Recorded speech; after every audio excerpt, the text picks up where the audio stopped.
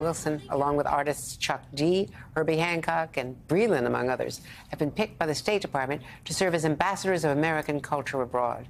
Secretary of State Tony Blinken, himself playing guitar in a rock band, is reviving a State Department tradition that goes back decades. From Louis Armstrong in the Congo to Duke Ellington in India, America's best musicians have often served as our cultural ambassadors. Chuck D spoke alongside Secretary Blinken yesterday about why he's joining the effort. So this is nutrition. The common goal: hit people with culture. It's beyond governments, plural, but the responsibility for governments in this world, collectively, you don't want the music and the culture to be run by governments, so it's not, nor do you want it to be run by industry. So we as a culture and music have a wish and a demand and a dream to keep those two areas accountable, responsible, and to balance out this earth, to teach human beings true peace, not just in talk, but in action. I sat down with Assistant Secretary of State for Educational and Cultural Affairs, Lee Satterfield, and newly named U.S. Global Music Ambassador, country singer and songwriter Breland, to talk about the program. Lee Satterfield, first to you, the importance to Secretary Blinken and to you as the cultural ambassador of bringing all these great musicians together and giving them ambassador status, which means a lot overseas and here at home, to go abroad and tell people more about America. Yeah. We're so proud that Secretary Blinken and the head of global music at YouTube, Lyor Cohen, are announcing a new partnership to elevate the role that music can play in diplomacy.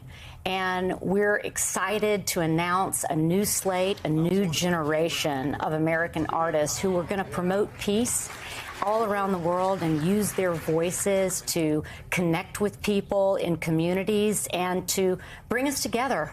Now is the time. Now more than ever. Music is, as they say, universal. Breland, why do you, and certainly a younger generation of musicians, but preceded by Marian Anderson and Duke Ellington and Louis Armstrong, why do you want to be part of this? Yeah, as you said, I'm definitely standing on the shoulders of giants here. Some of the most iconic and influential artists of our times have been able to do exactly what it is that we are given the opportunity to do here, and I consider it to be a major honor. I just think, for me, within my career, being a black artist in country music, my music is kind of different than a lot of the other music within the format, and I've always tried to build bridges domestically here in America between the different genres, and I've traveled abroad and tried to build bridges in that way as well, and I think this is a really natural extension of something that's really important to me, which is using music to bring people together and unify communities.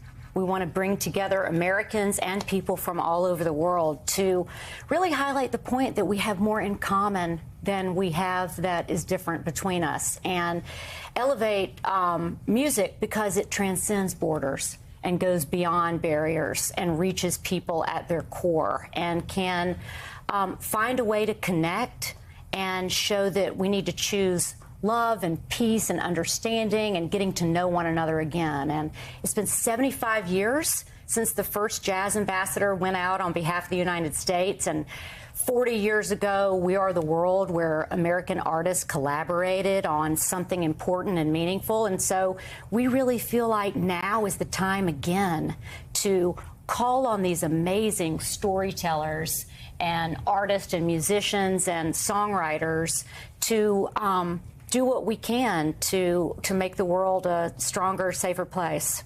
And you mentioned Herbie Hancock. Denise Graves is one of those ambassadors who's a hero of mine and a great cultural ambassador here at home and abroad.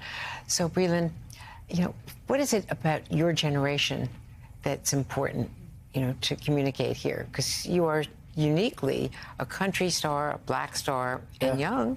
Yeah, I think for my generation, you know, there are so many young people around the world that are connected now in ways that we really haven't been historically because we have the internet. But I think music allows us to see each other's humanity in a new way. You know, music innately promotes empathy allows us to understand each other's stories, our shared experiences, and realizing that there actually is so much more that unites us than there is that divides us. That's why I think it's so powerful. You know, I think back to some experiences that I've had. We've played shows in different countries, played shows over in Amsterdam where, you know, English isn't the primary language, and I'm playing my shows and, you know, trying to tell my jokes and do what I would normally do, and nobody's really responding. And then I asked the crowd, I was like, hey, how many of y'all don't speak English as your primary language? And it was almost everybody in there. And I was like, oh, okay, well, let me just go back to the music. And they're singing along with every word. And I'm like, that just goes to show you how powerful it can be. Even though we don't speak the same language, or we don't have the same upbringings, or we might not even share a lot of the same beliefs, we can all agree on the music. And I think that's a really great starting point. Well, congratulations. You're a great ambassador. Ambassador Breland, it's nice to see you. Secretary Satterfield, as always, thanks so much. Thank you. Hey there, MSNBC fans. I'm Luke Russert, and be sure to join me, Rachel Maddow, Jen Psaki, Lawrence O'Donnell, Steve Kornacki, Joy Reid, and many more September 7th in Brooklyn, MSNBC Live Democracy 2024. Click on the link for ticket information. We will see you there.